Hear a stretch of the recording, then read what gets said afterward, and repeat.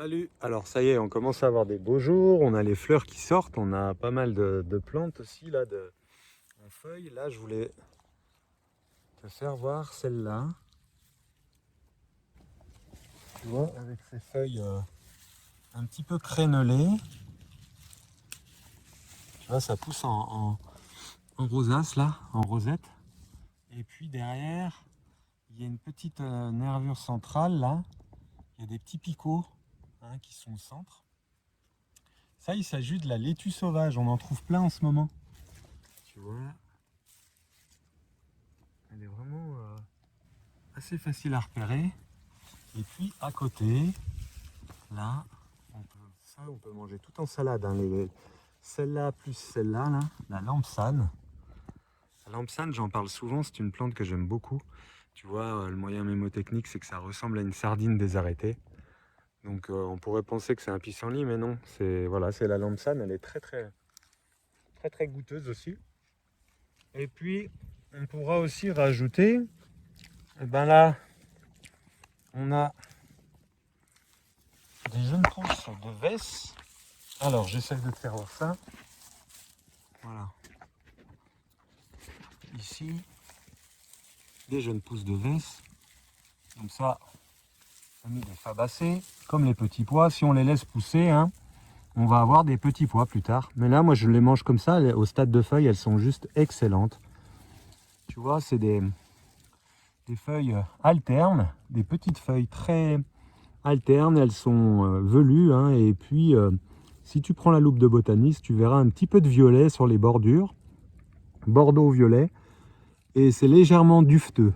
Voilà. Ensuite, ici, si on regarde bien, cette fleur à 4 pétales, là, la Véronique, elle est ici. On en trouve beaucoup en ce moment. Ça, c'est une parfaite aromatique, c'est génial. Je t'invite à la découvrir. Tu vois, ces petites feuilles un petit peu en arrondi, qui sont pareilles, qui sont crénelées, dufteuses, très particulières, très goûteuses. Et là, le fameux gaillet, donc famille des rubiacées. On voit avec ces feuilles verticiles là, qui tournent autour de la tige. La tige est carrée également, quand on la touche comme ça, on sent bien que c'est carré, ça hop, hop. Et puis voilà, toutes ces petites feuilles qui tournent autour, très régulières, le gaillet. Et voilà, là il y a de quoi se faire une bonne salade, donc je m'en vais cueillir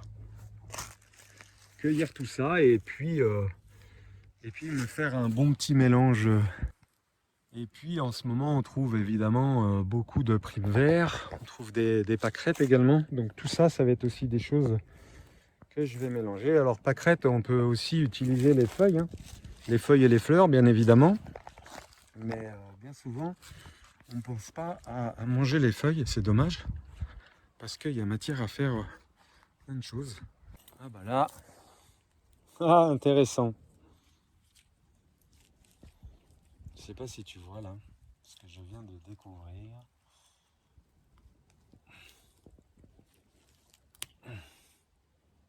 Ça sent l'ail. Ça c'est de l'ail des vignes, ça ressemble à un poireau. Et tu vois, c'est de l'ail des vignes, on en trouve aussi par là. Ah, il y a aussi d'autres plantes intéressantes. Donc là, l'ail des vignes, tu vois.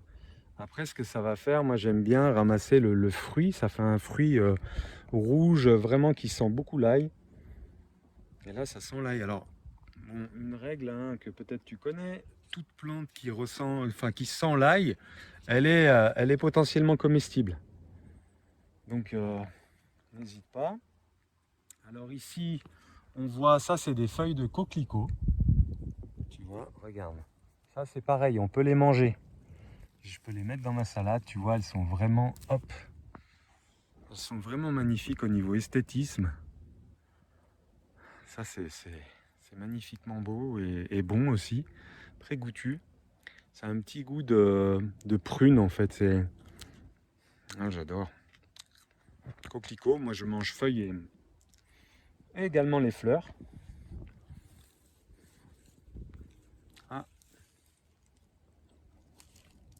Bah là, on est gâté, on a de la petite mâche aussi là. Comme ça aujourd'hui c'est le bouquet, comme pour ainsi dire. Je vais me faire une excellente salade. Petite mâche. Hop, tu vois, elle pousse en rosette. Hein. C'est de la mâche, c'est de la doucette. Elle est toute douce au toucher d'ailleurs. Et ensuite là, on a aussi, je viens de le voir, une cardamine hirsute. Hirsute, tu vois, avec ces petites étamines comme ça qui remontent au-dessus de la fleur. Alors, on peut manger ces feuilles. Ça ressemble, en fait, c'est de la famille des brassicacées. Ça a un petit goût de cresson ou de moutarde. Tu vois, ça ressemble un peu au cresson, les feuilles. Mais là, on peut manger feuilles et fleurs, hein, évidemment. Et voilà, je te souhaite bien du plaisir en ce moment dans la nature. Et puis, n'hésite pas à poster tes assiettes que tu te concoctes à la maison.